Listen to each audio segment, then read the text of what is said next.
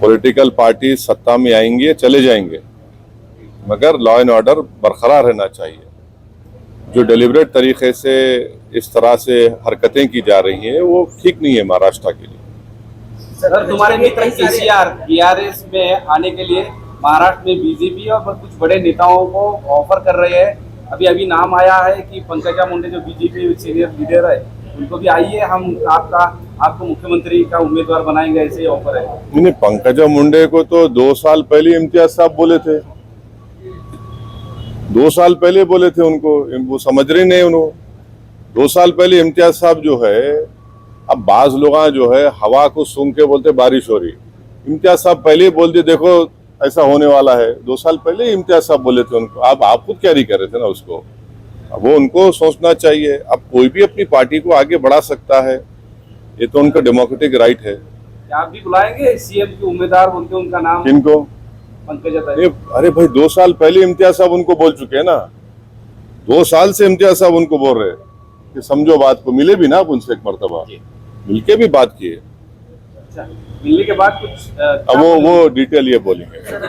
जो हज के लिए गए हैं उन्हें काफी सारी परेशानी हो रही है, लेकिन मरकजी हुकूमत इसे नजरअंदाज कर रही है। बिल्कुल, हज कमेटी के इंतजामात बहुत बदतरीन हुए हैं।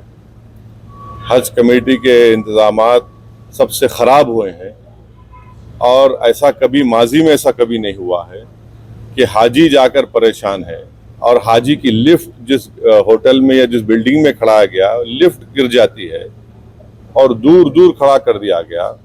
ये बात सबको मालूम कि जितने हाजी भारत से जाते हैं उसमें ज़्यादा ज़ईफ बुजुर्ग लोग होते हैं, उनको अब दूर दूर खड़ा कर दिए।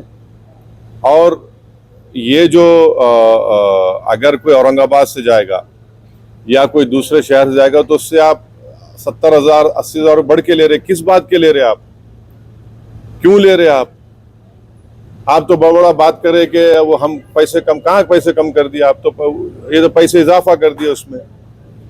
और जो प्राइवेट हज ऑपरेटर्स हैं उनको कोर्ट को जाना पड़ा, कोर्ट को जाकर जा रहे हैं वो लोग।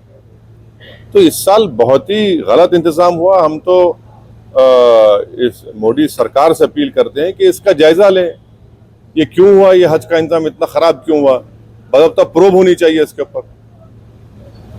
अभी आखिरी नहीं, इस पे इम्तियाज साहब बोलेंगे, वो बोलेंगे फिर मैं वो बोलेंगे फिर बोलता हूँ। सुना, मैं कल की मीटिंग में नहीं बोला है। देखिए, अगर भारतीय जनता पार्टी को इस देश के अंदर हराना है और तो हम समझते हैं कि कल जितने भी लोग वहाँ पर इकट्ठा हुए थे, जितने भी नेता वहाँ पे इकट्ठा हुए थे, उनसे ज़्यादा अगर कोई भारतीय जनता पार्टी को इस देश के अंदर हराना चाहता है तो वो मजलिस इत्तेहादुल मुस्लिमीन है।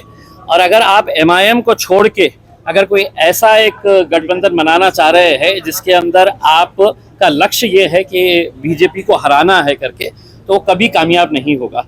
तो हम तो ये चाह रहे हैं कि भारतीय जनता पार्टी को हराने के लिए आप हमें क्यों नज़रअंदाज कर रहे हैं? अगर आप ये मानते हैं, आपको मालूम है अच्छी तरीके से कि एक बहुत बड़ा तबका जो है वो बैरिस्टर असदुद्दीन अवैसी साहब को मानने वाला है, कई राज्यों के अंदर मानने वाला है, तो आप इन्हें नज़रअंदाज करके कहीं ना कहीं आप अपने उस मकसद को कमज़ोर कर रहे हैं। आप बुलाइए हमें, हम आने के लिए तैयार है।